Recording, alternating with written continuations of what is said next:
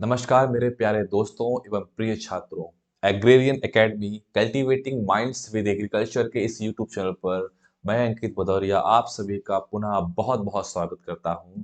जैसा कि हमने इसके पहले वाले वीडियो में धान की वैज्ञानिक खेती या साइंटिफिक कल्टीवेशन ऑफ राइस के विषय में हम लोगों ने जानकारी प्राप्त की थी, पढ़ा था, और कौन कौन से इससे जो इम्पोर्टेंट क्वेश्चंस हमारे जो भविष्य में पूछे जा सकते हैं उसके विषय में हम लोग डिटेल में डिस्कस किया था। उसी के आगे के वाले भाग में हम इस वीडियो के माध्यम से आपके सामने आए हुए हैं। चलिए स्टार्ट करते हैं हमारा उसके आगे का जो भी पार्ट बचा हुआ था। तो हमारा जो उसका जो नेक्स्ट पार्ट था वह था हमारा वाटर मैनेजमेंट पे। हम लोगों ने वह वीडियो में आखिरी पॉइंट में समाप्त किया था। चलिए वहीं से स्टार्ट कर देता हूँ। आपका वाटर मैनेजमेंट मतलब धान की खेती के लिए ऐसी क्रांतिक अवस्था जिसमें अगर हम उसको जल की उपलब्धता ना करवाएं तो उसमें सीधे सीधे हमारी जो है उपज में कमी देखने को मिलेगी, उसमें भारी कमी देखने मिलेगी ईल्ड में। तो वह हमारी जो क्रिटिकल स्टेज होती है जो जिसको हम बोलते हैं, वो किसी भी फसल की अलग अलग अवस्थाएं हो सकती हैं अलग अलग अवधि में। तो जो अगर हम धान के केस में अगर देखें तो धान के केस में हमारी जो क्रिटिकल स्टेज है, पहली बात तो इसमें लिखा था rice is the largest consumer of water in agriculture.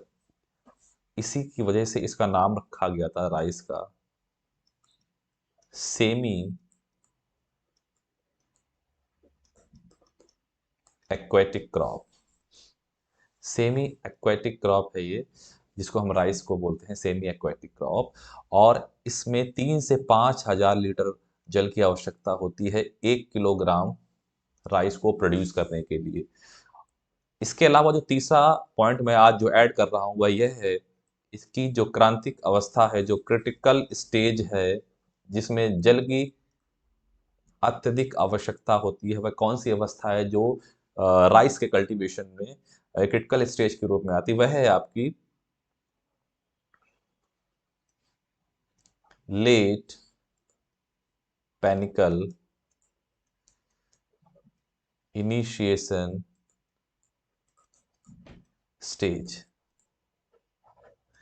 Late panicle initiation stage जो है वह आपकी इसकी क्रिटिकल स्टेज, जिसको हम दूसरे अगर शब्दों में देखें, अगर यह आपको ऑप्शन में नहीं मिलता है तो वह आपका दूसरा ऑप्शन अगर होगा तो वह कहलाएगा आपका बूटिंग स्टेज। दोनों में से आपको कोई भी ऑप्शन देखने को मिल सकता है। तो बूटिंग स्टेज या फिर इसको दूसरे शब्दों में बोलेंगे late panicle initiation stage. Panicle क्या होगा, आपका जो धान का जो पुष्प क्रम है उसको हम पैनिकल बोलते हैं। पैनिकल इनिशिएट होने के बाद उसके जो कंडीशन है वह होती है आपकी क्रिटिकल स्टेज। जब हम उसमें जल को उपलब्ध करवाते हैं फसल को, उसको हम बोटिंग स्टेज के नाम से भी जानते हैं। तो ये दोनों पॉइंट आप उसको नोट कर लीजिएगा। Most critical stage of watering specially in rice cultivation, that is late panicle initiation stage. And second number पे इसको क्या बोल सकते हैं हम, बोटिंग स्टेज। तो ये हमारा वाटर मैनेजमेंट से रिलेटेड क्वेश्चन था जो कि हम लोगों ने डिस्कस किया था। इसके आगे हम लोग बढ़ते हैं, चलते हैं, देखते हैं आज कौन से इंपॉर्टेंट फैक्ट्स हैं जो हमको राइस कल्टीवेशन में देखने को मिलने वाले हैं। तो उसके बाद हम अगर हम देखें तो एक बहुत ही प्यारा जो टॉपिक है आज राइस के कल्टीवेशन में, वह है आपका एसआरआई मेथड। अगर पूछेगा SRI method is related to, कौन सी फसल से संबंध है उसका, ऑप्शन होंगे wheat, rice, maize, sorghum, barley, कुछ भी हो सकता है। तो आप उसमें टिक कर दीजिएगा। एसआरआई जो मेथड है वो किससे संबंधित है, वह आपका राइस कल्टीवेशन से संबंधित है। फर्स्ट क्वेश्चन आपका यही हो जाएगा। एस आर आई, इसको हिंदी में भी लिख सकता है, इंग्लिश में भी लिख सकता है। एस आर आई का संबंध निम्नलिखित में से किस फसल से है, तो वह है आपका धान से। पैडी होगा पैडी, राइस होगा तो राइस, कोई भी ऑप्शन दिख जाए आपको उसको टिक करना है। उसके बाद अगर दूसरा पॉइंट मैं अगर बताऊं आपको तो पूछेगा राइस का सॉरी एसआरआई का पूरा नाम क्या है, फुल फॉर्म क्या है एसआरआई का। तो एसआरआई का जो पूरा नाम है वह है system of rice cultivation, sorry system of rice intensification. यह पूरा नाम है आपका एसआरआई टेक्निक का। एस मतलब क्या होता है सिस्टम, आर का मतलब राइस और आई का मतलब इंटेंसिफिकेशन। राइस के कल्टीवेशन की इस मेथड में क्या क्या करते हैं उसको हम इन पॉइंट्स के थ्रू आपको बताने के लिए मैंने इसमें मेंशन किया है। तो SRI technique system of rice intensification, जो कि राइस के केस में इसको अडॉप्ट करते हैं। और सेकंड नंबर पर यह जो मेथड है, ये इसको किसने इंट्रोड्यूस किया था, जो इसके फादर थे, जो फर्स्ट टाइम इंट्रोड्यूस करने वाले थे, वह पूछा जाता है आपका ऑप्शन के रूप में। तो वह थे आपके हेनरी हेनरी डे लॉलाइन।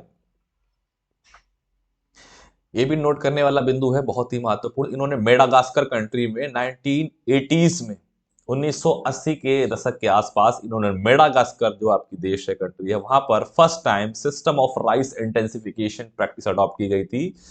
और उसके इसीलिए इसको इनको फादर ऑफ एसआरआई टेक्निक के नाम से भी जाना जाता है। तो फादर ऑफ एसआरआई टेक्निक वह कौन होंगे?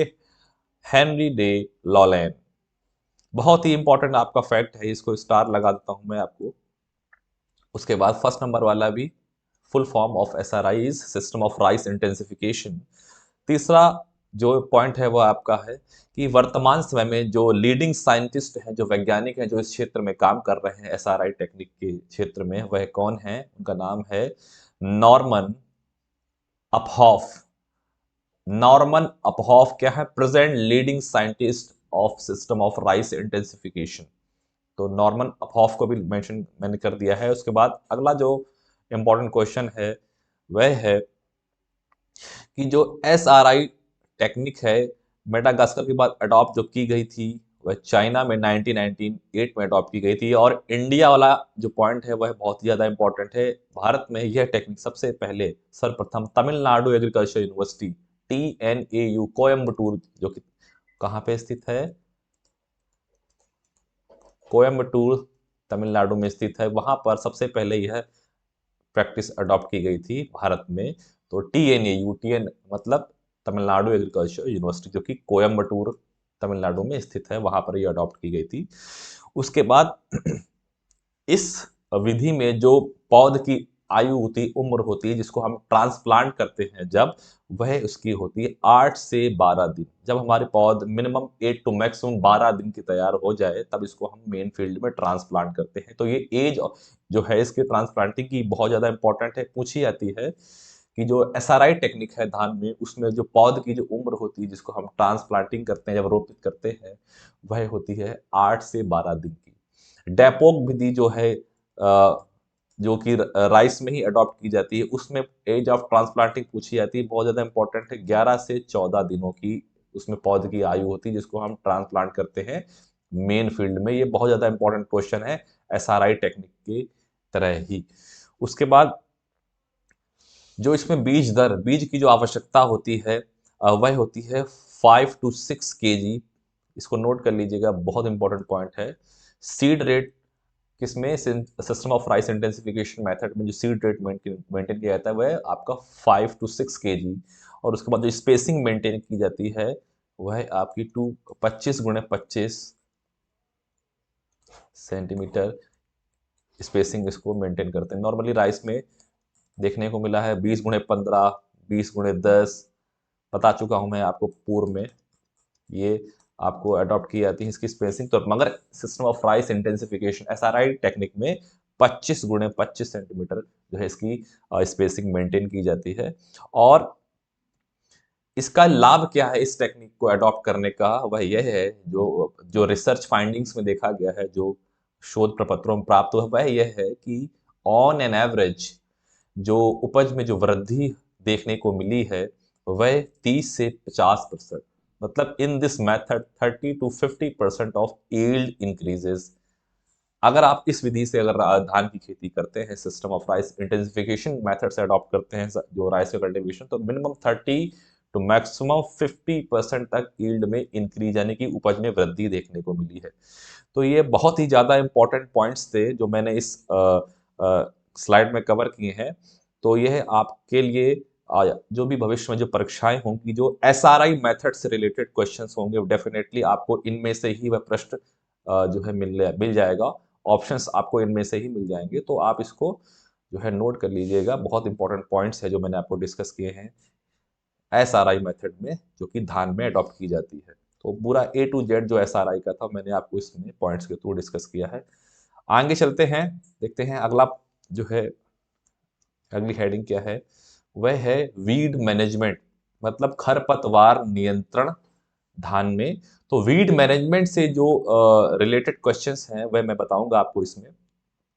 सबसे पहले किसी भी फसल को मैंने पहले बता के रखा हुआ है कि 30 दिनों तक, 30 days आफ्टर सोइंग, 30 दिनों तक उसको कैसा एनवायरनमेंट प्रोवाइड करवाना चाहिए, किसी भी फसल को, किसी भी क्रॉप को 30 दिनों तक खरपतवार रहित वातावरण उपलब्ध करवाना चाहिए। इसको अगर हम इंग्लिश में बोलते हैं तो weed free environment, weed free environment देना चाहिए किसी भी फसल को। कब तक? 30 दिनों तक। उसके बाद फसल में खरपतवार से लड़ने की क्षमता स्वतः उपलब्ध जो है उत्पन्न हो जाती है, तब तक हमको इसको जो है खरपतवार से बचाना पड़ता है। तो 30 डेज जो है वो बहुत ही इंपॉर्टेंट डेज होते हैं, स्पेशली क्रॉप और वीड के कंपटीशन के डेज माने जाते हैं, जिसमें उनमें प्रतियोगिता होती, प्रतिस्पर्धा होती है, जल को लेके, खनिज लवण को लेके, ऑक्सीजन को लेके, सूर्य के प्रकाश को लेके। तो इसलिए हम ये पॉइंट आपको बता रहे हैं। उसके बाद वीड मैनेज अगर करेंगे हम, जो कि प्रॉब्लम होती है राइस के फील्ड में, वह बहुत ज़्यादा होती है अपलैंड राइस में एंड डायरेक्ट सीडेड राइस में। तो कौन कौन से मेजर वीड्स हैं जो राइस में प्रॉब्लम क्रिएट करते हैं? आपको ऑप्शंस में ये दोनों वीड देखने को मिलेंगे, इकिनोकोला कोलोनम एंड इकिनोकोला क्रसगेलाई। ये दो आपके मेजर वीड हैं जो कि राइस के कल्टीवेशन में देखने को मिलते हैं। वह कौन कौन से, अगर ऑप्शन पूछाएगा तो इकाइनोकोला कोलोनम एंड इकाइनोकोला क्रसगेलियाई। इकाइनोकोला कोलोनम, जो कि इसको हम वाइल्ड राइस भी बोलते हैं, जंगली धान का जो है वैज्ञानिक नाम है। और जो इकाइनोकोला क्रसगेलाई जो है वो बार्न यार्ड ग्रास, ये दोनों के साइंटिफिक नेम है। इसको मैंने इसको ब्रैकेट में लिख दिया ताकि आपको एक पॉइंट और एक्स्ट्रा पता चल जाए कि ये किसका जो वीड है, ये जो धान का, इसका जो किसका नाम है साइंटिफिक, ये वाइल्ड राइस का, जंगली धान का नाम है इकाइनोकोला कोलोनम।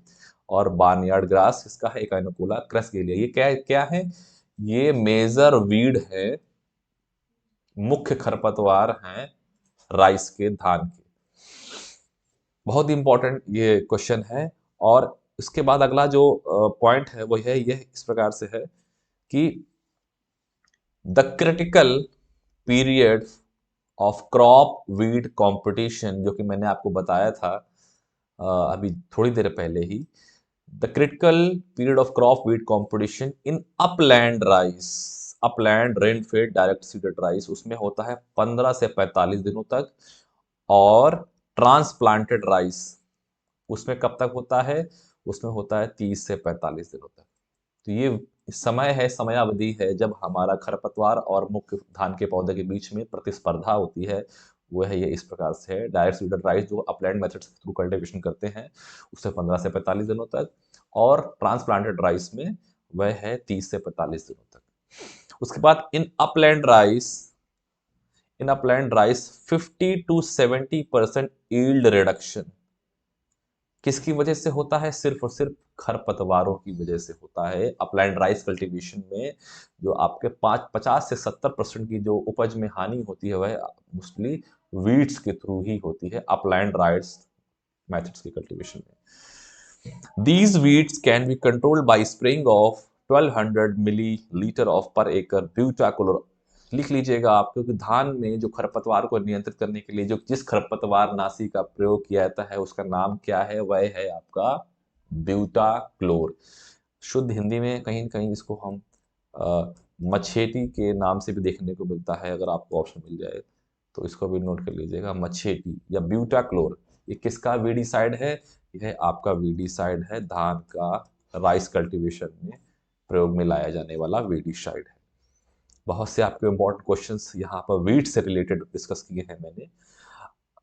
उसके बाद अगर अगली हेडिंग में देखें तो वह है आपकी राइस की इंपॉर्टेंट कमर्शियल वैरायटीज। कौन कौन सी प्रजातियां हैं जो धान में प्रयोग में लाई जाती हैं अधिक से अधिक उत्पादन, गुणवत्ता युक्त उत्पादन को प्राप्त करने के लिए इंडिया और वर्ल्ड दोनों में। तो जो मुख्य प्रजातियां हैं, जो आपकी वैरायटीज हैं, कौन सी हैं, इनको मैंने पॉइंट्स के थ्रू डिस्कस किया है। पॉइंट्स के थ्रू डिस्कस करने से आपके जो है कॉम्पिटिटिव फैक्ट्स भी रेडी हो जाएंगे। तो यह जो है आप देखिएगा कि first dwarf variety of rice developed in the world, विश्व में जो पहली प्रजाति है ड्वार्बोनी प्रजाति धान की है वह कौन सी है?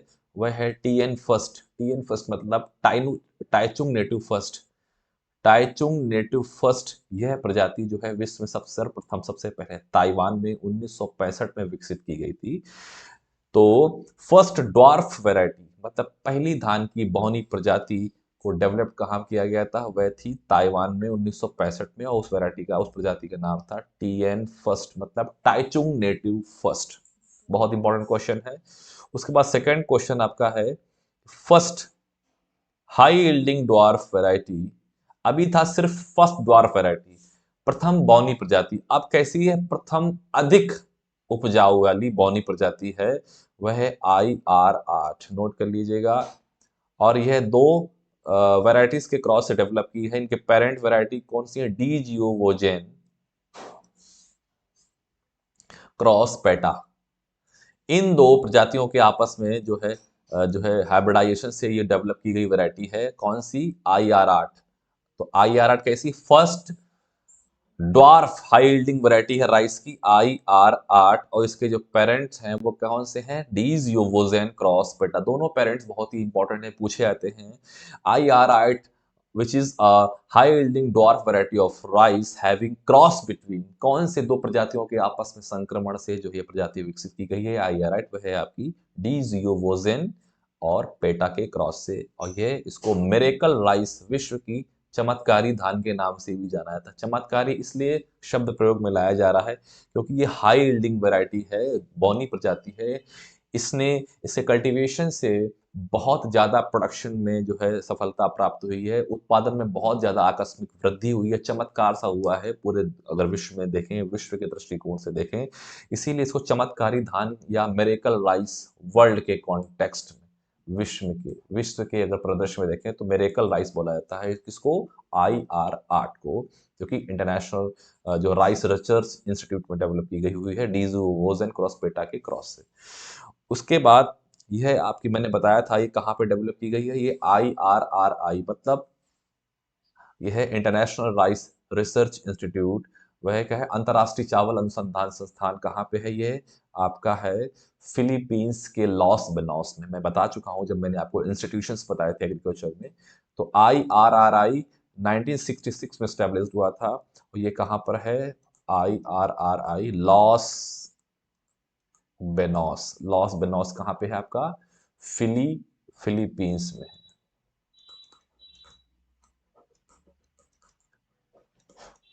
पहले आपका मनीला में था, मनीला में क्या हुआ?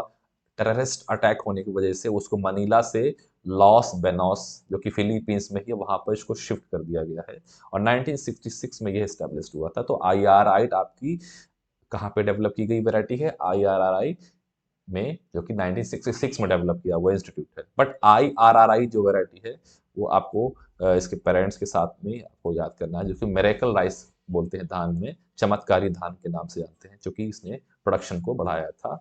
उसके बाद अगर हम देखें अगली वैरायटी के रूप में, वह है आपकी फर्स्ट, अब यहाँ एक शब्द जो है जुड़ गया है, ऐड हो गया, फर्स्ट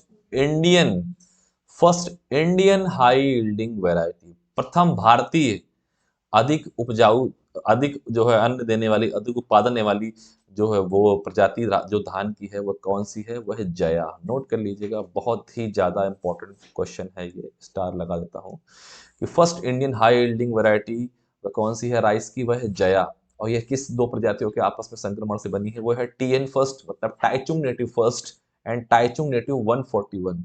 TN1 और TN141 के संक्रमण से ये बनी हुई है, और इसको मिरेकल राइस ऑफ इंडिया के नाम से जाना जाता है। मिरेकल राइस जो वर्ल्ड के कॉन्टेक्स्ट में थी आपकी IRI, इंडिया के दृष्टिकोण से देखें भारत के, तो वह आपकी मिरेकल राइस कौन सी है? जया।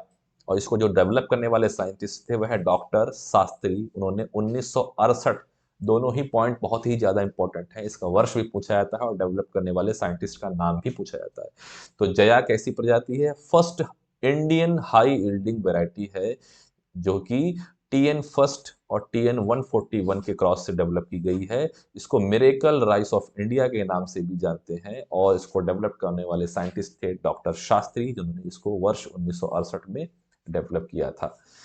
तो 4 से 5 आपके इंपॉर्टेंट पॉइंट्स हैं, आपने जो है इसको नोट कर लिया होगा, क्योंकि आपको एग्जाम में देखने को मिलने की आपकी संभावनाएं बहुत ही ज़्यादा है। उसके बाद अगर हम देखें अगला पॉइंट, तो वह ये कुछ इस प्रकार से है, म्यूटेंट वैरायटी, जो धान की जो उत्परिवर्तन से जो उत्पन्न हुई उत्परिवर्तित प्रजातियां हैं, वह है आपकी जगन्नाथ। और वह किस में जो है किसके म्यूटेशन से निकली है? TN 141 में जो है म्यूटेशन की प्रोसेस को अडॉप्ट किया गया था, उसमें म्यूटेंट रिलीज किए गए थे और उस म्यूटेशन की प्रोसेस से जगन्नाथ प्रजाति जो विकसित की गई है। तो यह आपकी धान की म्यूटेंट वैरायटी है, उत्परिवर्ती प्रजाति है। म्यूटेशन क्या होता है? किसी भी जीव में, किसी भी लिविंग बींग्स में उसमें जो अचानक जो परिवर्तन देखने को मिलता है, उसको उत्परिवर्तन कहते हैं। Sudden heritable changes is found of an organism and it is called as mutation. तो उसके कोई भी कैरेक्टर्स में कोई भी चेंजमेंट्स, सडन कोई चेंजमेंट्स देखने को मिलते हैं, तो वह आपका उत्परिवर्तन या म्यूटेशन कहलाता है। यह वर्ड सबसे पहले ह्यूगो डी व्रीज ने जो है दिया था, प्रतिपादित किया था। तो यहाँ पर म्यूटेंट वैरायटी जो है वह जगन्नाथ है, जो कि TN 141 में आपके म्यूटाजेन को जो है रिलीज करने के बाद जो है डेवलप की गई थी। तो म्यूटाजेन के रूप में बहुत से हो सकते हैं, एक्सरेज, वायरस, EMS जो है, बहुत से जो है। अब इसमें जिस भी म्यूटेंट का प्रयोग किया गया होगा, इससे ज़्यादा इंपॉर्टेंट है कि कौन सी वैरायटी है, वह है जगन्नाथ। तो उसके बाद अगली जो इम्पोर्टेंट वैरायटी है, जो कि सूखा के प्रति अवरोधी हैं, सूखे की मार को झेल लेने वाली जो प्रजातियां हैं, वह है आपकी बाला, कंचन, किरण, भवानी एंड शुभांगी धान। तो इंपॉर्टेंट वैरायटी है, इनको भी नोट कर लीजिएगा। BLB, बैक्टीरियल लीफ ब्लाइट, जो कि एक बहुत ही गंभीर समस्या है धान के केस में, उसके प्रति जो रेसिस्टेंट वैरायटी है वह है आपकी TKM 6 and Ajay. Bacterial leaf blight के अगेंस्ट होगी, आप बैक्टीरियल लीफ विल्ट जो है उसके अगेंस्ट जो है वह आपकी गोविंद है। और फॉर वाटर लॉगिंग एरियाज के लिए, जहां पर जल भराव की स्थिति होती है, वहां पर मधुकर, चकैया 59 एंड जलमग्न, ये 3 प्रजातियां हैं, जहां पर 3 से 4 मीटर स्टैंडिंग वाटर में इसको जो है आसान से इजीली कल्टीवेट कर सकते हैं, इसकी खेती कर सकते हैं। तो ये जो प्रजातियां हैं, ये बहुत ही इंपॉर्टेंट वैरायटी प्रजातियां हैं, जो आपको बहुत से जो है एग्जाम में देखने को मिलेंगी और बहुत बार पूछी जा चुकी हैं ये प्रजातियां। तो इसको जो है नोट करते चल दिएगा। अगली जो सैलिनिटी टॉलरेंट है, जहां पर ऐसी भूमि जहां पर सोडियम के सॉल्ट्स की बहुत ज़्यादा अधिकता होती है, उसको हम बोलते हैं सलाइन सॉइल्स। तो ऐसी सलाइन सॉइल्स में सैलिनिटी के प्रति टॉलरेंस रखने वाली जो वैरायटी है वह है आपकी लूनीश्री। बहुत ज़्यादा वैरायटी पूछी गई है ये विभिन्न एग्जामों में। Salinity tolerant variety of rice is, वह आपकी ल्यूनीश्री, नोट कर लीजिएगा। उसके बाद ये तो हमारी प्रजातियां चल रही थी। इसके बाद अगर हम देखें तो एक हमारा पॉइंट आया है, वह आया है हाइब्रिड वैरायटी के केस में। हाइब्रिड जो वैरायटी है जो धान में अगर देखें, तो वो MGR फर्स्ट, ये पहली प्रजाति है भारत में धान की, जो कैसी है, संकर है, हाइब्रिड है। इसको अब अगर देखें, पहले तो इसको MGR फर्स्ट बोलते थे, अब इसको हम CORH फर्स्ट के नाम से जानते हैं। CORH फर्स्ट मतलब कोयम्बटूर राइस हाइब्रिड फर्स्ट, जो कि तमिलनाडु एग्रीकल्चर यूनिवर्सिटी, जो कि कोयम्बटूर में स्थित है, वहां पर इसको विकसित किया गया था। तो फर्स्ट हाइब्रिड राइस वैरायटी कौन सी है? MGR फर्स्ट या CORH फर्स्ट, जो कि TNAU में डेवलप की गई थी। भारत का अगर स्थान देखें, India is the second country, Bharat जो है वो दूसरा ऐसा देश था जिसने world to develop hybrid rice after, किसके बाद? चाइना के बाद। मतलब चाइना कौन सा कंट्री था जिसने डेवलप की?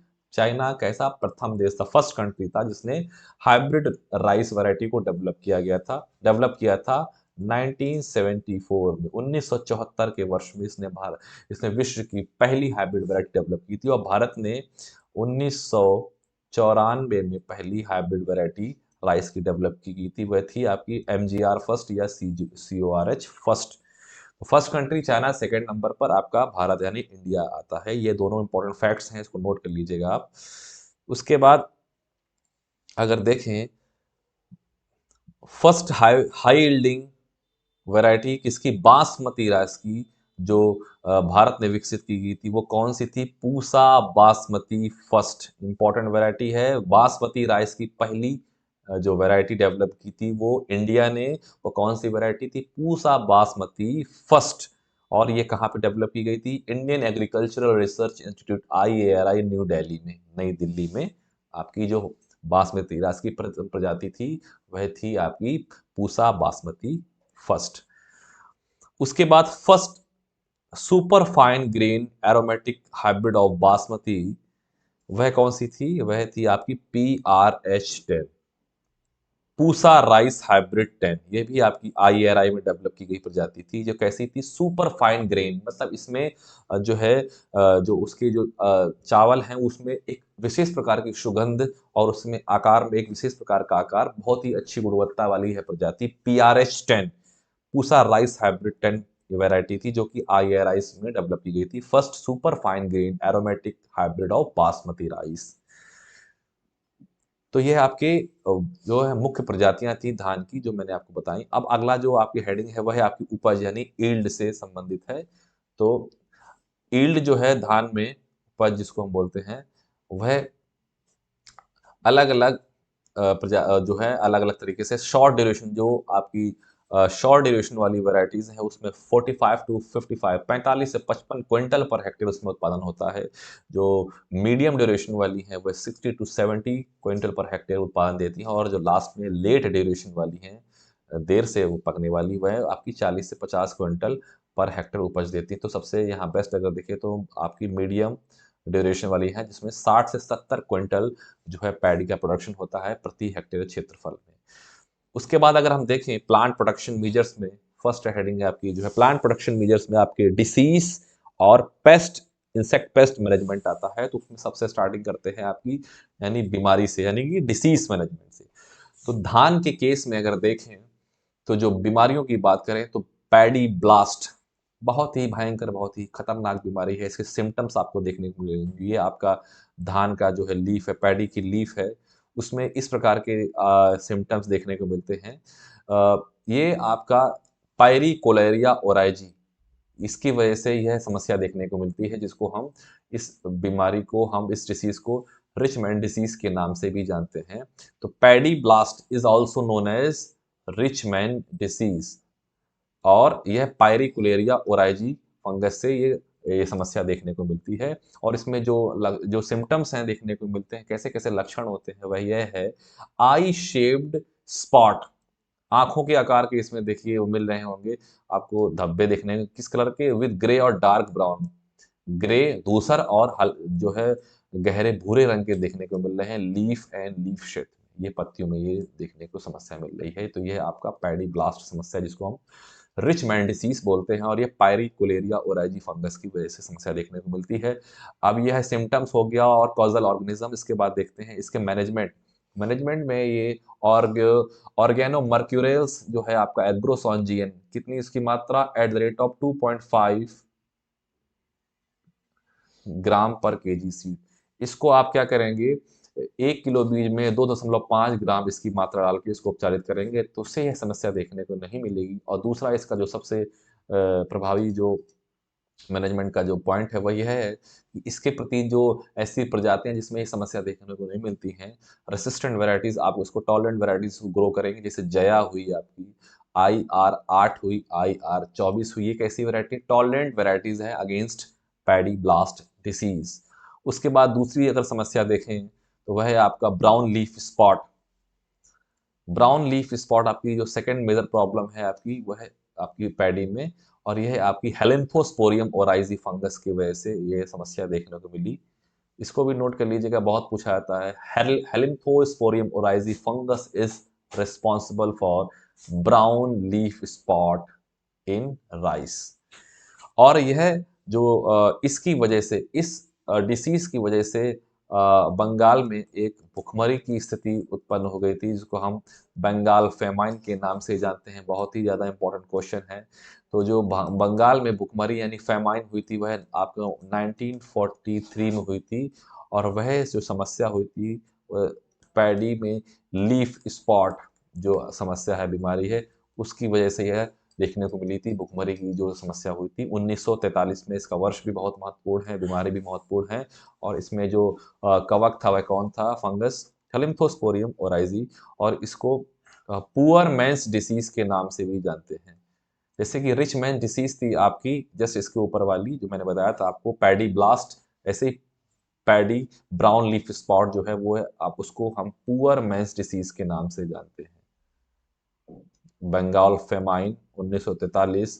और जिन मृदाओं में पोटेशियम की कमी होती है उसमें ये समस्या ज़्यादा देखने को मिलती है, कौन सी? Brown leaf spot. तो ये जितने भी फैक्ट्स हैं, इसको जो है आंख बंद करके नोट कर लीजिएगा। बहुत ही ज़्यादा महत्वपूर्ण फैक्ट्स हैं जो हर बार हर परीक्षा में देखने को मिलते हैं। हेलेंथोस्पोरियम ओराइजी फंगस जो कि paddy blast sorry brown leaf spot के लिए रिस्पॉन्सिबल है। दूसरा आपका ये इसको बंगाल फेमान, बंगाल में भुखमरी हुई थी इस धान में इस प्रकार की बीमारी से, क्योंकि आपका जो प्रोडक्शन है वो एकदम गिर गया था और पूरी फसलें बर्बाद हो गई थी इस जो है ब्राउन लीफ स्पॉट डिसीज की वजह से 1943 में। इसलिए इसको पुअर मैंस डिसीज यानी गरीबों की बीमारी के नाम से भी इसको जाना जाता है। और ऐसी मृदा जहाँ पोटेशियम की कमी होती है वह पर ये समस्या देखने को ज्यादा प्राप्त होती है। तो ये 5 के पांचों ही पॉइंट बहुत ही ज़्यादा इंपॉर्टेंट है, इसको आप ज़रूर से ज़रूर नोट कर लीजिएगा। उसके बाद जो अगली समस्या है वह है आपकी खैरा डिसीज। खैरा डिसीज जितना मैं इसको बोलूँ उतना ही ज़्यादा इंपॉर्टेंट है। डबल ट्रिपल फोर्थ स्टार लगा लीजिएगा, बहुत ज़्यादा प्रश्न पूछा जाता है, धान में ये समस्या देखने को मिलती है। तो खैरा डिसीज किसकी समस्या है, किस में देखने को मिलती है? धान हो तो धान में टिक कर दीजिएगा, पैडी हो तो पैडी में टिक कर दीजिएगा, नहीं अगर हो तो राइस हो तो राइस में आपको टिक कर देना है, नहीं हो तो चावल हो तो चावल में इसको टिक कर दे, जो भी आपको दिख जाए वहां पे आपको इसको आग बंद करके टिक मार देना है। खैरा जो समस्या है वह आपकी धान में है। खैरा जो शब्द है, ये पूछा जाता है खैरा का तात्पर्य क्या है इसमें। खैरा जो एक आपका खैर वृक्ष होता है, खैर कैसिया कैटचू, उसमें जो उसका जो उसकी वुड होती है वो है उसका जो कलर होता है। और इस बीमारी में जो सिम्टम्स देखने को मिलते हैं लीफ में, पत्तियों में, उसका भी कलर बिल्कुल सेम आपका बिल्कुल मैच होता है, इसीलिए उसको खैर से रिलेट किया गया है, खैरा डिसीज को।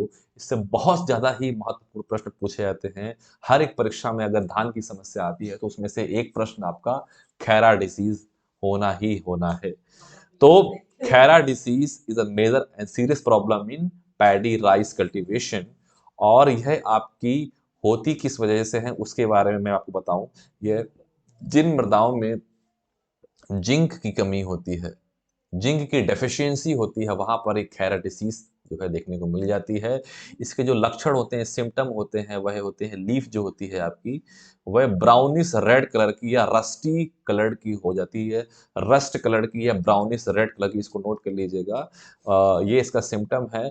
और ये surface of the outer leaves, it is due to the deficiency of zinc. यह जिंक की कमी से देखने को मिलती है। और प्रथम बार फर्स्ट टाइम इसको पंतनगर कृषि विश्वविद्यालय, गोविंद वल्लभ पंत कृषि विश्वविद्यालय में प्रोफेसर वाई एल नैने ने इसको प्रथम देखा था, ऑब्जर्व किया था 1966 के वर्ष में, पंतनगर उत्तराखंड में। सभी के सभी इंपॉर्टेंट फैक्ट्स हैं आपके। अब ये समस्या अगर है तो इससे हम ओवरकम कैसे कर सकते हैं, इसको कैसे हम इससे समाधान क्या है इसका? समाधान ये है कि जिंक सल्फेट जो आपका है, जिंक सल्फेट का जो है 5 किलोग्राम की मात्रा आपको जिंक सल्फेट की प्रयोग में लानी है। और ये समस्या जो आपकी खैरा डिसीज है, ये नर्सरी स्टेज में देखने को मिलती है। बहुत ज़्यादा पूछा जाता है प्रश्न कि खैरा जो डिसीज है वह आपकी नर्सरी स्टेज में लगने वाली प्रॉब्लम है। तो इस समय जिंक सल्फेट 5 kg की मात्रा इसको आप इसमें प्रयोग में लाइए। नहीं तो इसके बाद जो नहीं अगर है तो पानी छिड़काव कर दीजिए, फॉलियर स्प्रे कर दीजिए आप जिंक सल्फेट का फील्ड में। और उसका कॉन्सेंट्रेशन कितना होना चाहिए? 0.5% जिंक सल्फेट का फॉलियर स्प्रे कर देंगे, पानी छिड़काव कर देंगे अपने फील्ड में। तो ये आप सब पॉइंट्स इसको जो है नोट कर लीजिएगा।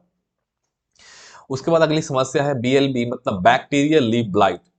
बैक्टीरियल लीफ ब्लाइट जो समस्या है धान में, वह आपकी ज़ैंथोमोनास ओराइजी, यह इसकी वजह से देखने को मिलती है। और यह बैक्टीरियल प्रॉब्लम है,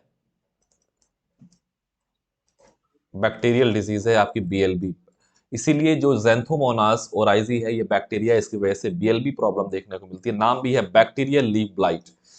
और यह जो समस्या है, इसमें एक प्रकार से पूरा शब्द यहाँ पर नहीं लिख पाए, कृषक, कृषक जो वर्ड है, इसके सिम्टम्स शो करता है BLB। पूछा जाता है कृषक सिम्टम्स के KRESEK, कृषक सिम्टम्स जो पूछा जाता है कौन सी बीमारी से संबंधित, BLB, बैक्टीरियल लीफ ब्लाइट से संबंधित है। और ऊजे टेस्ट, ऊजे टेस्ट जो होता है वो किसी भी बैक्टीरिया को डिटेक्ट करने के लिए जो भी टेस्ट प्रयोग में लाया जाता है, पूछा था वो कौन सा होता है, वो होता है ऊज टेस्ट। लिख लीजिएगा, ऊज टेस्ट किसके लिए होता है, बैक्टीरिया को जो है डिटेक्ट करने के लिए। तो इसको जो है यूज करते हैं इस डिसीज को डिटेक्ट करने के लिए, और इसको एक नाम से और जानते हैं जिसको हम बोलते हैं किलर डिसीज ऑफ राइस।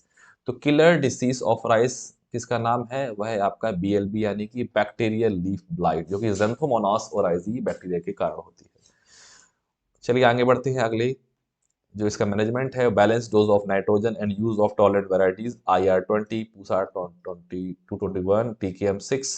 ये बहुत ज्यादा इंपॉर्टेंट पूछा जाता है बैक्टीरियल लीफ ब्लाइट के अगेंस्ट। जो रेसिस्टेंट वैरायटी में सबसे ज्यादा पूछा जाने वाली जो वैरायटी है वो है आपकी TKM6, इंपॉर्टेंट वैरायटी है। उसके बाद है बैक्टीरियल लीफ स्ट्रिक, ये ज़ैंथोमोनास ओराइजिकोला से इसको जो है इस बैक्टीरिया रिस्पॉन्सिबल होता है। और यह इतनी महत्वपूर्ण जो है समस्या देखने को में राइस के अगर देखें कॉम्पिटेटिव पॉइंट ऑफ व्यू से तो इतनी इंपॉर्टेंट नहीं है, जो कि ऊपर वाली समस्याएं थी। तो आप इतना देख लीजिएगा, बैक्टीरियल लीफ स्ट्राइक जो है वो ज़ैंथोमोनास ओराइजिकोला से होती है। उसके आगे अगर देखें तो शेथ ब्लाइट समस्या है। सेथ ब्लाइट पूछा जाता है, sheath blight of rice is due to Rhizoctonia solani, इसको जो है नोट कर लीजिएगा, ये आपका पूछा गया वो प्रश्न है। उसके बाद है फुट रॉट या बकानी डिसीज या फुलिश सीडलिंग ऑफ राइस, तीनों के तीनों आपके नाम बहुत ज्यादा इंपॉर्टेंट है, इसको आप नोट करते हुए चलेगा। पूछा जाता है foolish seedling is a serious problem इन, किसमें है ये समस्या, राइस के केस में।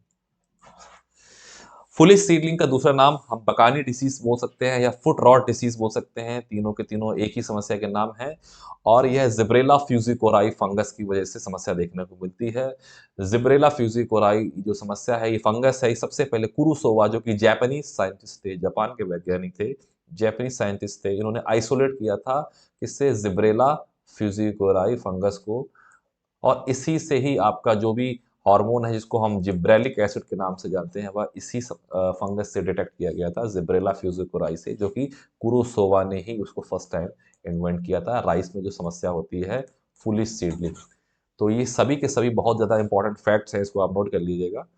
जो जिब्रेलिक एसिड है वह भी आपका जिब्रेला फ्यूजिकोराई, इसी फंगस से ही सर्वप्रथम डिटेक्ट किया गया था आपका जिब्रेलिक एसिड, जिसमें समस्या ये फंगस समस्या करता है धान में। वो समस्या वो कौन सी है आपकी, फूट रॉट या बकानी डिसीज या आपकी फुलिश सीडलिंग, तीनों की तीनों समस्याएं एक ही हैं, एक के तीन नाम हैं, और तीनों के तीनों नाम अलग अलग परीक्षाओं में पूछे गए हैं और पूछे जा सकते हैं। उसके बाद एक और समस्या देखने को मिलेगी, फंगल प्रॉब्लम है, वह है उडबाटा डिसीज। पूछा जाता है ये किससे संबंधित है, ये धान से संबंधित है, फंगस की वजह से होती है। उसके बाद एक और है अफरा डिसीज, ये बहुत ज्यादा पूछा हुआ प्रश्न है, ये पूछा जाता है किसकी वजह से होती है, निमेटोड, डिटिलैंचुस स्पीशीज जो निमेटोड है उसकी वजह से यह प्रॉब्लम होती है, अफरा डिसीज, जो कि धान में देखने को मिलती है। तो पूछा जाता है अफरा डिसीज किसकी समस्या है, यह राइस की समस्या है, और यह किसकी वजह से होती है, ये सूत्र कमी यानी कि नेमेटोड की वजह से होती है, और उस नेमेटोड की स्पीसीज का नाम है डिटिलैंचस स्पीसीज। तीनों के तीनों इंपॉर्टेंट फैक्ट्स हैं, इसको आप नोट कर लीजिएगा। उसके बाद अगली समस्या अगर हम देखें तो वह है आपकी राइस टुंग्रो वायरस, या इसको लीफ येलोइंग के नाम से भी जानते हैं। तो लीफ येलोइंग किसकी वजह से होता है, राइस टुंग्रो वायरस की वजह से। वायरस की समस्या है, ट्रांसमिट करता है आपका निम्फ, मेल एंड फीमेल, ये राइस में प्रॉब्लम क्रिएट करती हैं। और जो ट्रांसमिट करने वाला जो वेक्टर है वह है आपका GLH है, GLH शॉर्ट फॉर्म में बहुत बार रखा होता है, इसका फुल फॉर्म होता है राइस ग्रीन लीफ हॉपर। इसका साइंटिफिक नेम है निफोटेटिक्स वायरसेंस। तो पूछा जाने वाला प्रश्न कुछ इस प्रकार से है कि टुंग्रो जो है वो समस्या किसमें देखने को मिलती है। टुंग्रो जो है प्रॉब्लम है राइस की। क्या होती है, राइस में जो लीफ होती है वो पीले कलर की पड़ जाती है, येलो हो जाती है, और वह होती है आपकी वायरस की वजह से। और जो वायरस है उसको जो ले जाता है वह आपका GLH, उसका पूरा नाम है green leaf hopper. Green leaf hopper इसका वैज्ञानिक नाम है नेफोटाइटिक्स वायरसेंस। तो GLH जो कि रिस्पॉन्सिबल है टुंगरो वायरस डिसीज जो कि राइस में होती है, और यह वायरस के द्वारा होती है, इसका वैज्ञानिक नाम नेफोटाइटिक्स वायरसेंस। ये 5 के 5 महत्वपूर्ण पॉइंट आपके जो हैं, जो आपको नोट कर लेने हैं और याद कर लेने हैं, जो आपको परीक्षा में देखने को मिल सकते हैं। उसके बाद किलर डिसीज है जो राइस की किलर डिसीज जो है वो रेसिस्टेंट वैरायटी जो किलर डिसीज की है वो है विक्रमार्या। विक्रमार्या किलर डिसीज की जो है रेसिस्टेंट वैरायटी है, और उसी को हम किलर डिसीज को राइस टुंग्रो डिसीज बोलते हैं, या उसी को हम लीफ येलोइंग बोलते हैं, जो कि आपकी वायरस से होने वाली समस्या है, जो कि GLH उसके लिए रिस्पॉन्सिबल है। आगे अगर हम देखें तो एक और समस्या है धान में, जो कि इसको बोलते हैं अकियोची। अकियोची जो प्रॉब्लम पूछा जाता है किसकी समस्या है, ये डिसऑर्डर है, फिजियोलॉजिकल डिसऑर्डर है, और ये डिसऑर्डर है राइस का। पूछा जाता है आपसे akiochi is a physiological disorder of किसका, या राइस का डिसऑर्डर है, जो कि हाइड्रोजन सल्फाइड H2S टॉक्सिसिटी से होता है, और by sulphur reduction and anaerobic decomposition of organic matter. तो आपको सर इतना ही समझना है कि अकियोची जो क्या है, यह एक फिजियोलॉजिकल डिसऑर्डर है आपका किसका, राइस का, जो कि ये H2S हाइड्रोजन सल्फाइड की टॉक्सिसिटी से यह समस्या उत्पन्न होती है। यह आपको 4 बिंदु समझने हैं। इसके बाद अगर हम देखें तो अगला जो आपकी हेडिंग है वह है आपकी इंसेक्ट, कीट की समस्या आ गई है धान में। तो इंपॉर्टेंट कीट जो है वो राइस स्टेम बोरर है, और ये प्रॉब्लम क्रिएट करता है। मेजर पेस्ट है आपका राइस का, राइस की गाल मिज है, राइस हिस्पा है, राइस गंदी भाग है, जो कि नर्सरी स्टेज में प्रॉब्लम क्रिएट करती है। अलग अलग फैक्ट्स हैं। उसके बाद ब्राउन लीफ हॉपर है, ग्रीन लीफ हॉपर है, आर्मी वर्व है, मेथिमास सेपराप्टा इसका जिसका साइंटिफिक नेम है। तो ये सभी के सभी आपको बस ये नोट कर लेने हैं। अगर पूछा जाता है इनमें से किसी का नाम कि ये जो इंसेक्ट हैं वो किस फसल में समस्या उत्पन्न करते हैं, चाहे वो राइस स्टेम बोरर हो, चाहे राइस गाल मिज हो, चाहे राइस हिस्पा हो, चाहे राइस गंदी भग हो, चाहे वो ग्रीन लीफ हॉपर हो, चाहे ब्राउन लीफ हॉपर हो, चाहे आर्मी वर हो, सभी के सभी जो इंसेक्ट हैं वो आपके राइस में समस्या उत्पन्न करने वाले हैं। उसके बाद लास्ट जो आज का टॉपिक है वह मैंने आपको कुछ जो बहुत ही ज़्यादा महत्वपूर्ण प्रश्न हैं जो स्पेशली राइस के कल्टीवेशन में देखने को मिलते हैं, जो कि मैंने एक जगह इसको जो है नोट किया है, ताकि मैं उसको बता सकूं कि यह क्वेश्चन आपके लिए इतने ज़्यादा इंपॉर्टेंट है कि आपको इसको तो नोट करना ही करना है, याद करना ही करना है। ये ऐसे प्रश्न हैं जो हर बार किसी न किसी परीक्षा में देखने को मिले हैं, और ये इसकी पूरी गारंटी है 100% कि ये आपको आगे भी देखने को मिलेंगे। तो इसके विषय में आप चलते हैं, देखते हैं क्या क्या प्रश्न हो हैं जो मैं आपको बता रहा हूँ। वह कुछ इस प्रकार से है। मैंने एक हेडिंग इसके लिए यूज की है, वह है फ्रिक्वेंटली आस्क्ड क्वेश्चन, जो बहुत ज़्यादा पूछे जाते हैं। और यहाँ पर ये FAQ जो है वो रिलेट किससे है, वह आपके राइस से रिलेटेड FAQs हैं। फ्रिक्वेंटली आस्क्ड क्वेश्चन है वह आपके आज धान से संबंधित हैं। तो जो इस पूरे कल्टीवेशन में जो कुछ क्वेश्चंस हैं, जो इंपॉर्टेंट क्वेश्चंस हैं, जो मैंने हाईलाइट किया है लास्ट में, ताकि उसकी इंपॉर्टेंस आप समझ सकें कि क्या है इसकी इंपॉर्टेंस और कैसे कैसे क्वेश्चंस हैं जो हमको पढ़ने ही पढ़ने हैं, वह कुछ इस प्रकार से है जो मैं आपको बताने जा रहा हूँ। कि सबसे पहले नंबर पे अगर देखें तो गोल्डन राइस, गोल्डन राइस इसको नोट कर लीजिएगा, स्टार लगा लीजिएगा। गोल्डन राइस पूछा जाता है, ये किसका अच्छा स्रोत है, रिचेस्ट सोर्स है, ये आपका विटामिन ए का बहुत ही अच्छा स्रोत है। ये ऐसे राइस होती है जिसमें गोल्डन कलर के आपको दिखेगी, लेयरिंग टाइप की चमकेंगे, आपके स्वर्ण कलर के जो चावल होते हैं, और यह आपके विटामिन ए से भरपूर होते हैं। विटामिन ए आपका ऑप्शन में जो है देखने को मिलेगा। तो इसका इसको नोट कर लीजिएगा, विटामिन ए इसको मतलब बीटा कैरोटीन से परिपूर्ण होंगे, भरपूर होंगे ये। तो golden rice is the richest source of vitamin A. इसको जो है हम अगर हम इसका केमिकल नेम देखें तो वो इसको बोला जाता है रेटिनॉल। रेटिनॉल के नाम से जानते हैं हम विटामिन ए, और इसकी कमी से अगर देखें तो कौन सी समस्या देखने को मिलती है, उसको हम नाइट ब्लाइंडनेस के नाम से जानते हैं या रतौंधी के नाम से समझते हैं, जो कि आपकी इस विटामिन या कमी से देखने को मिलती है। तो रेटिनॉल इसका नाम है विटामिन ए का, जो कि गोल्डन राइस में बहुत ही अधिक मात्रा में, प्रचुर मात्रा में देखने को मिलती है। तो इसके बाद आपका फर्स्ट पॉइंट यहाँ से क्लियर हो गया। देखिए 3 से 4 पॉइंट मैंने और बता दिए इसको। सेकंड नंबर पर देखें तो जो गोल्डन राइस को जो सबसे पहले डेवलप किया गया था, वह आपके वैज्ञानिक का नाम क्या था? वह उसके वैज्ञानिक का नाम था इंग्रो पोर्ट्रिकुस। थोड़ा अजीब सा नाम है, बहुत ज़्यादा पूछा जाने वाला नाम है। 1999 में, यानी कि इसको अगर ऑप्शन ये ना मिले तो आप ये भी समझ सकते हैं लेट 90s में। लेट 90s में आपको ये जो डेवलप किया गया था गोल्डन राइस को, किसके माध्यम से? वह साइंटिस्ट थे इंग्रो पोर्ट्रिकुस, जो कि 1999 में डेवलप किया गया था। ये भी बहुत इंपॉर्टेंट फैक्ट है। और अगला जो हलिंग जो प्रोसेस अडॉप्ट की जाती है जो राइस में हस्क को रिमूव करने के लिए, उसमें अगर देखें तो 66% जो है उसमें रेशियो होता है हलिंग का, मतलब जो उसका हस्क का और उसके ग्रेन का जो रेशियो होता है वह 66% होता है, यानी कि 2/3 होता है ऑफ पैडी का, टोटल पैडी का। तो हलिंग परसेंटेज राइस में कितना होता है?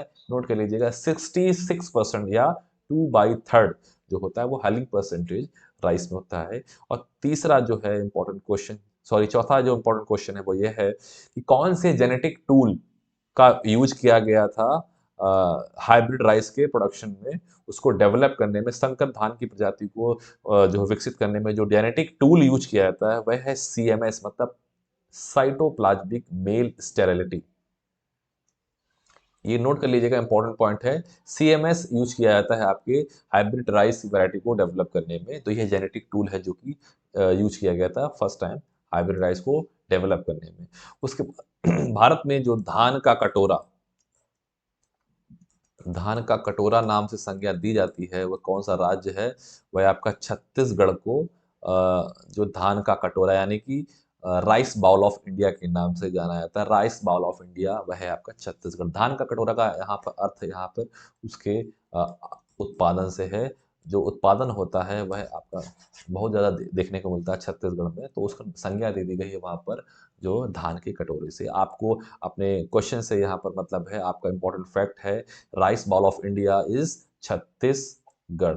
उसके बाद अगर हम देखें तो मिलिंग परसेंटेज जो है आपका राइस में, जो प्रोसेसिंग की एक प्रोसेस, जो ये एक प्रक्रिया है जो राइस में अडॉप्ट की जाती है मिलिंग की, वह है, उसका परसेंटेज पूछा जाता है। राइस में मिलिंग का जो परसेंटेज वह है 60% और हलिंग का परसेंटेज वो है 66%। दोनों के दोनों इंपॉर्टेंट फैक्ट्स हैं। और मिलिंग की जो प्रोसेसिंग ये जो अडॉप्ट की जाती है राइस में, उसमें एक प्रॉब्लम है। उसमें ये जो विटामिन B12 है जिसको साइनोकोबालामिन बोलते हैं, यह विटामिन हमारी लॉस्ट हो जाती है इस मिलिंग की प्रोसेस को अडॉप्ट करने के बाद में।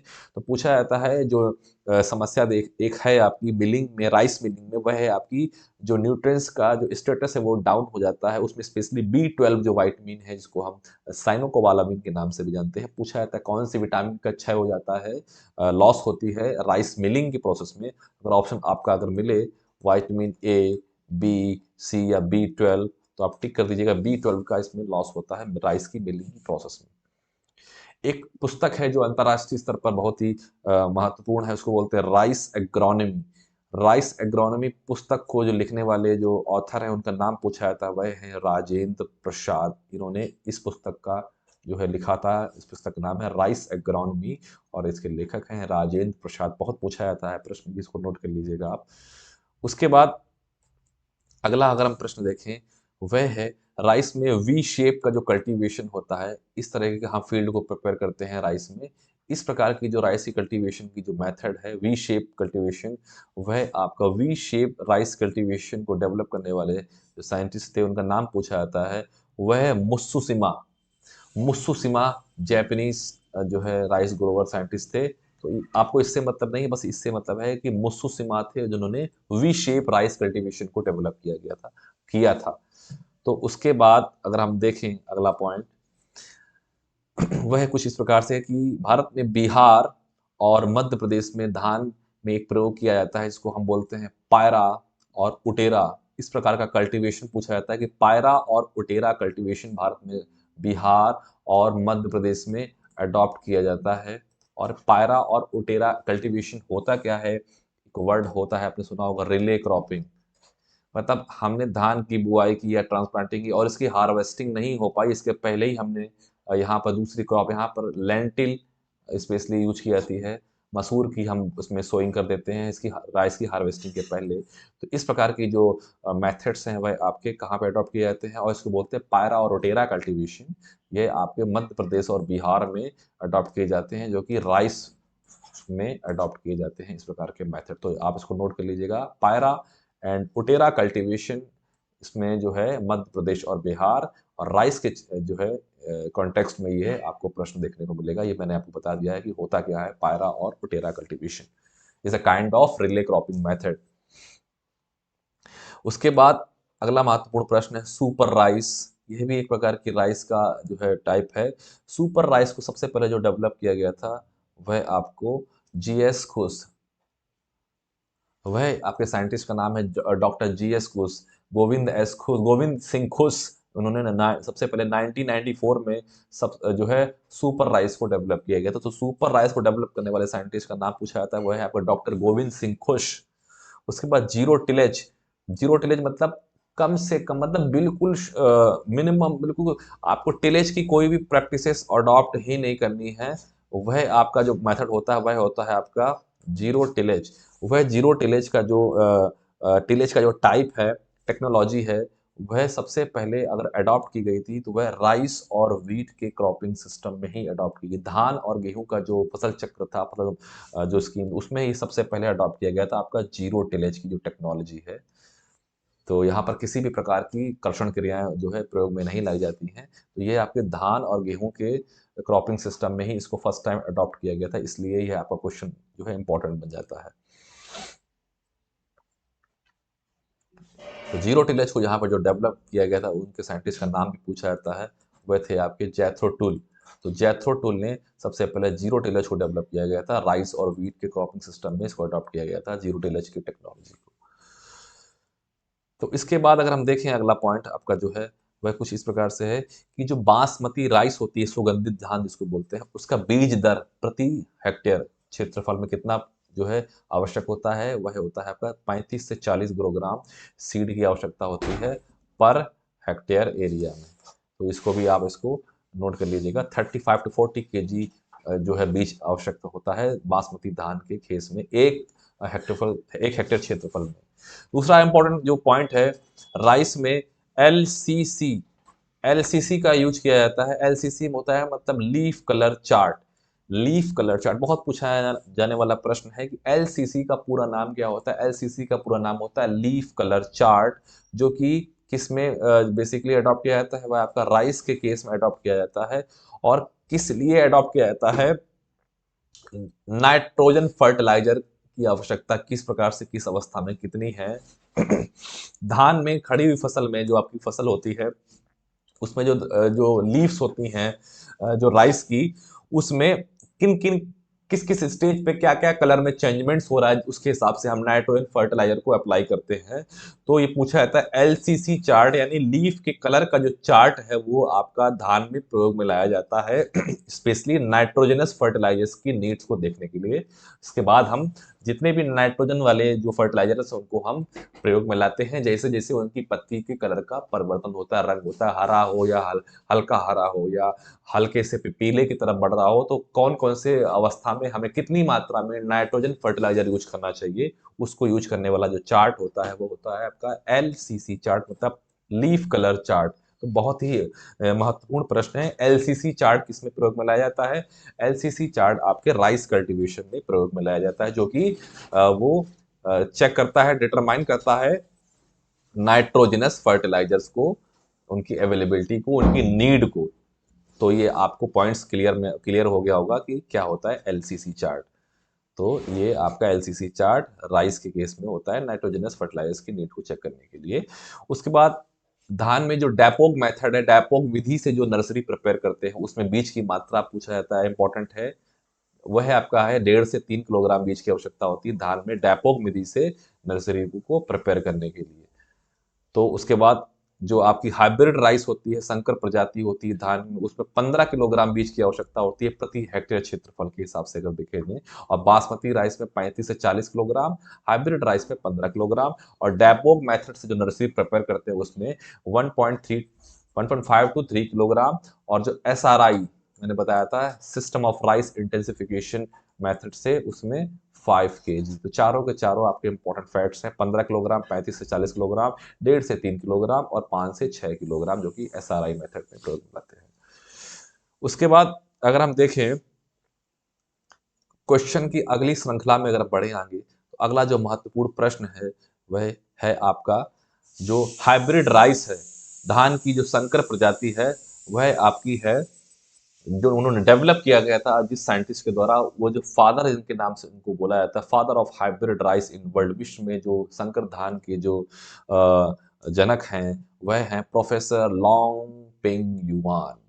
प्रोफेसर LP युआन, जो कि चाइना से संबंधित रखते हैं। इनका वर्ष 2021 में हाल ही में इनका जो है निधन हुआ है, जो कि एग्रीकल्चर फ्रेटर्निटी के लिए, कृषि जगत में भी बहुत ही एक हानि है, क्योंकि इन्होंने सबसे पहले हाइब्रिड राइस को डेवलप किया था, और जो चाइना से बिलोंग करते हैं, इनको फादर ऑफ हाइब्रिड राइस बोला जाता है, प्रोफेसर लॉन्ग पिंग युआन। और भारत के अगर दृष्टिकोण से देखें, तो भारत के दृष्टिकोण से जो father of hybrid rice India में जो है वह professor E.A. Siddiqui. E.A. Siddiqui कौन है? Father of hybrid rice in India. और विश्व में प्रोफेसर लॉन्ग पिंग युआन। दोनों के दोनों प्रश्न बहुत ही ज्यादा महत्वपूर्ण है, आपको इसको जो है नोट कर लेना है। उसके बाद अगर हम देखें, अगला जो प्रश्न है वह ये, अगला पॉइंट वह ये है, first time hybrid rice cultivation. अगर देखें तो विश्व में सबसे पहले अगर संकर धान की खेती अगर प्रारंभ हुई है, तो वह आपकी चाइना में ही स्टार्ट हुई है। और जो उन्हें प्रारंभ करने वाले थे वह थे प्रोफेसर लॉन्गपिंग युआन।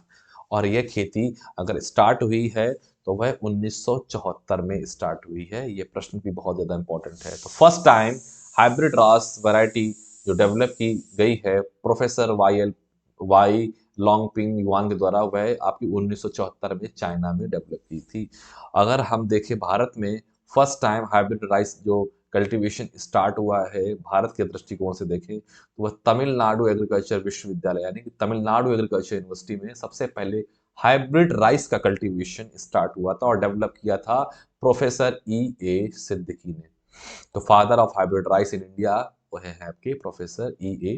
सिद्दीकी। और जो भारत में जो प्रजाति जो डेवलप की थी प्रोफेसर E.A. सिद्दीकी द्वारा, फर्स्ट हाइब्रिड राइस वैरायटी वह भारत की थी, वह MGR फर्स्ट, इसको अब अगर हम देखें तो वह उसको CORH फर्स्ट यानी कोयम्बटूर राइस हाइब्रिड फर्स्ट के नाम से जानते हैं। ये 1994 में इसको डेवलप किया गया था, चाइना में 1974 में और भारत में 1994 में। इसके बाद अगला अगर हम पॉइंट देखें, एक जो एलिमेंट है वह आपका बहुत ही ज़्यादा इसेंशियल है, वह है राइस की कल्टीवेशन में। तो इसेंशियल जो आपका न्यूट्रिएंट है राइस के कल्टीवेशन में, वह है आपका सिलिकॉन। सिलिकॉन बहुत ही ज़्यादा इंपॉर्टेंट न्यूट्रिएंट है, स्पेशली राइस के कल्टीवेशन में, तो आप इसको नोट कर लीजिएगा।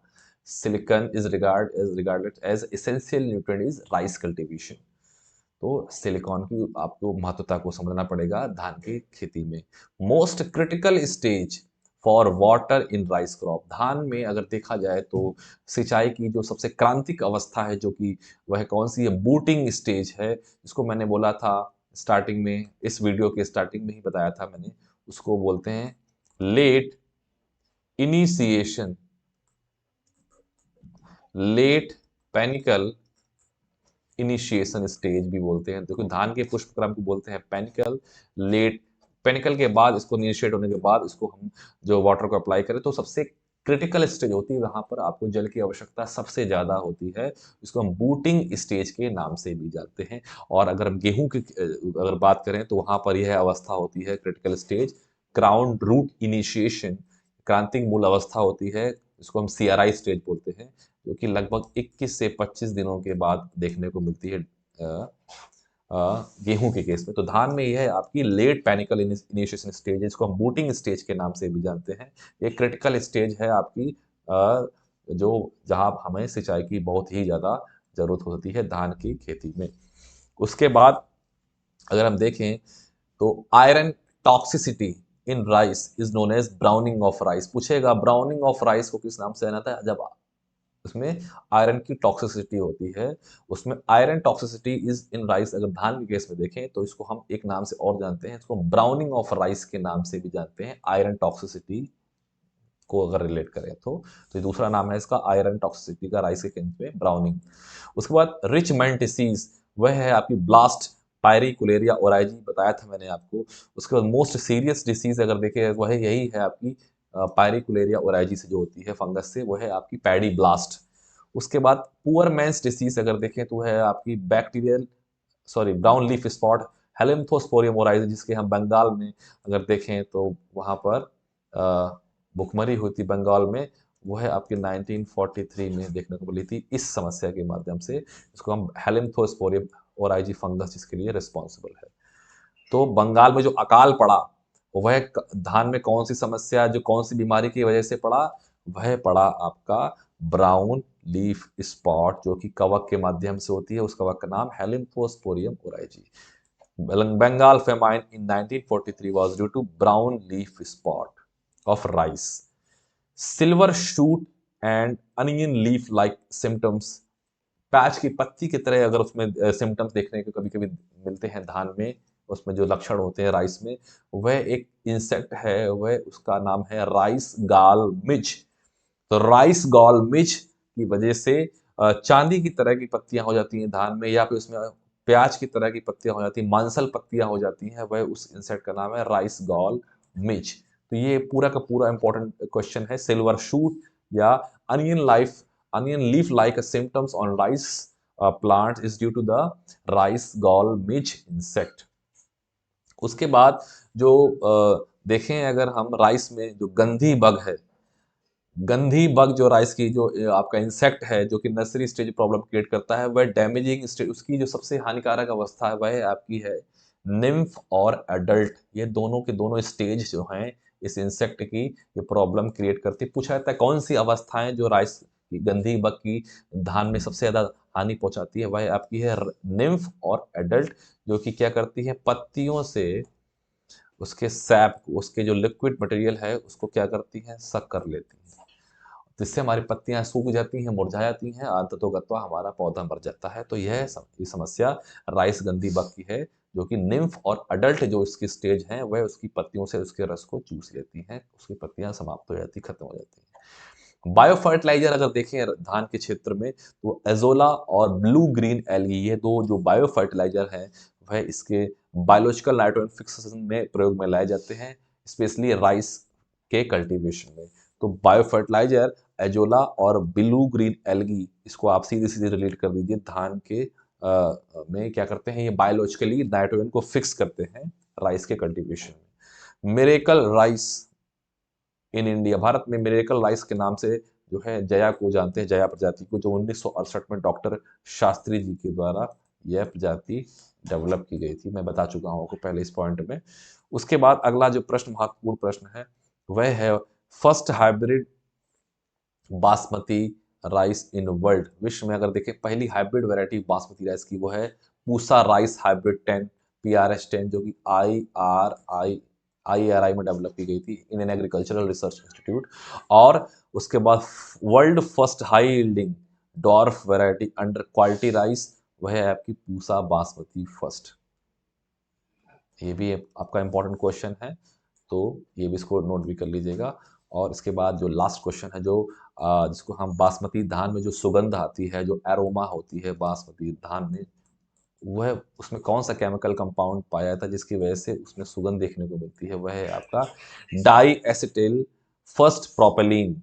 यह केमिकल कंपाउंड है जो कि बासमती राइस में पाया जाता है, जिसकी वजह से उसमें एक विशेष प्रकार की सुगंध उसमें देखने को मिलती है, जिसकी वजह से उसकी गुणवत्ता बढ़ जाती है और उसमें बाजार में जो उसका मूल्य होता है वह जो साधारण धान होती है उससे कहीं ज़्यादा देखने को प्राप्त होता है, मिलता है, जिससे किसान की जो राइस बासमती राइस ग्रोअर हैं इंडिया या अब्रॉड में उनकी जो पर कैपिटा इनकम है वो इस राइस के कल्टीवेशन से, ऐसे कल्टीवेशन को अडॉप्ट करने से इंक्रीज होती बढ़ती है। जो उनकी मासिक आय में जो वृद्धि होती है वह इसकी वजह से, क्योंकि जो सुगंधित जो धान है बासमती धान, उसकी जो बाजार मूल्य है वो नॉर्मल राइस से कहीं ज़्यादा होता है, इसकी मार्केट प्राइस। तो ये लास्ट क्वेश्चन था कि aroma in basmati rice due to chemical, कौन सा केमिकल है जिसकी वजह से एरोमा होती है, सुगंध होती है बासमती राइस में? वह है डाई एसिटाइल फर्स्ट प्रोपेलिन। ये आप केमिकल कंपाउंड को नोट कर लीजिएगा। इसी की वजह से बासमती राइस में जो एक विशेष प्रकार की सुगंध हम जो है महसूस कर पाते हैं, इसको हम प्रयोग में लाते हैं इसी की वजह से। तो ये जितने भी महत्वपूर्ण प्रश्न थे ये धान से संबंधित, ये आपके फ्रिक्वेंटली आस्क्ड क्वेश्चन थे, जो मैंने आपको एक जगह करके बता दिए लिख के कि आप इसको एक जगह अगर देखेंगे तो आपको इजी वे में आपको इसको लर्न कर सकते हैं, समझ सकते हैं, इसकी इंपॉर्टेंस को समझ सकते हैं। तो पुनः मैं आपको ये बताऊंगा कि जो है ये जितने भी क्वेश्चंस हैं धान के पैडी कल्टीवेशन के, मैंने आपको इन 2 वीडियो के माध्यम से पूरे जो है कंप्लीट किए हैं। आप इन दोनों वीडियो को देखिएगा और इससे जितने भी क्वेश्चंस आपको राइस से जो मैंने बताए हैं वह आपको डेफिनेटली आपको एग्जाम में देखने को मिलेंगे। और मेरा पुनः आपसे फिर वही रिक्वेस्ट है कि आप इस चैनल को अधिक से अधिक सब्सक्राइब करिए, लाइक करिए, शेयर करिए, ताकि हम जो है नेक्स्ट वीडियो में और बढ़िया से बढ़िया जो है मटेरियल या कंटेंट के साथ में अवेलेबल हो सकें। आपने हमको बहुत ही धैर्यपूर्वक सुना, इसके लिए मैं आप सभी को बहुत बहुत धन्यवाद देता हूँ। जय श्री राम।